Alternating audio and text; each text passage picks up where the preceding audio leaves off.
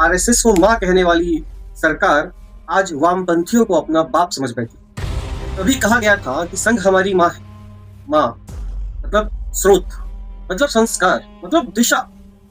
लेकिन आज एक बुनियादी सवाल खड़ा हो रहा है। अगर माँ राष्ट्रवाद सिखाती है, समाज की शक्ति पर भरोसा करना सिखाती है, सांस्कृतिक आत्मविश्वास सिखाती है, तो फिर नीतियों में ये बढ़ता हुआ केंद्रीयकरण कहां से आया? आज की मौजूदा सरकार खुद को दक्षिणपंथी कहती है। दक्षिण पंथ कहता है सीमित सरकार, मजबूत समाज, व्यक्ति की स्वतंत्रता, बाजार की ताकत। लेकिन आज जमीन पर क्या दिखता है? राज्य हर जगह है, राज्य निर्णायक है, राज्य नियंत्रक है, अर्थव्यवस्था में भी राज्य का हस्तक्षेप है, संस्थाओं पर भी राज्य का प्रभाव है, निर्णय का भी केंद्रीकरण हो चुका है। ये मॉडल किससे मेल खाता है? जब सरकार हर नागरिक तक पहुंचकर कहती है पेंशन हम देंगे, भाई राशन हम देंगे, सहायता हम देंगे, योजना हम देंगे, तो सवाल उठता है कि क्या यह सशक्तिकरण है या निर्भरता है?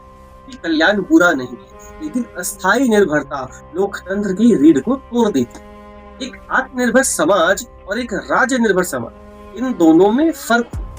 कभी वामपंथ पर आरोप लगता कि ये लोग मजबूत राज्य चाहते हैं, ये नियंत्रण चाहते हैं, ये संस्थाओं पर पकड़ चाहते हैं। आज वही आरोप किस पर लग रहे हैं? जब आलोचना को राष्ट्र विरोध कह दिया जाए, तब असहमति को लेबल कर दिया जाए, तो बहस खत्म हो जाती है। और जब बहस खत्म हो जाती है तो विचारधारा भी धीरे धीरे खाली शब्द बन जाती है। संघ की विचारधारा संगठन की थी, समाज पहले, सत्ता बाद। लेकिन आज तस्वीरें उल्टी क्यों दिखती? सत्ता पहले दिखती है, संगठन बाद में दिख रहा है। नीति पहले राजनीतिक, विचार बाद में औपचारिक। अगर दक्षिण पंथ का मतलब सीमित सरकार है, सरकार इतनी व्यापक क्यों है?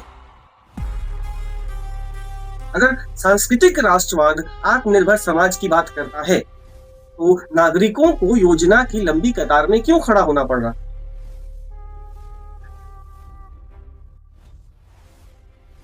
अगर विचारधारा स्थिर है, तो नीति इतनी बदलती क्यों दिख रही है?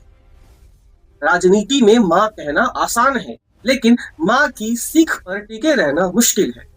अगर नीतियां राज्य प्रधान हो, अगर नियंत्रण बढ़े, अगर नागरिक निर्भर हो, तो जनता सवाल पूछे। और लोकतंत्र में सवाल पूछना गुनाह नहीं हो। गुनाह तब होता है जब सवाल पूछने वाले को चुप कराया जाए। विचारधारा भाषणों से नहीं पहचानी जाती, वह बजट से पहचानी जाती है, वह नीति से पहचानी जाती है, वह शक्ति के इस्तेमाल से पहचानी जाती है। बाकी सब सिर्फ शब्द है।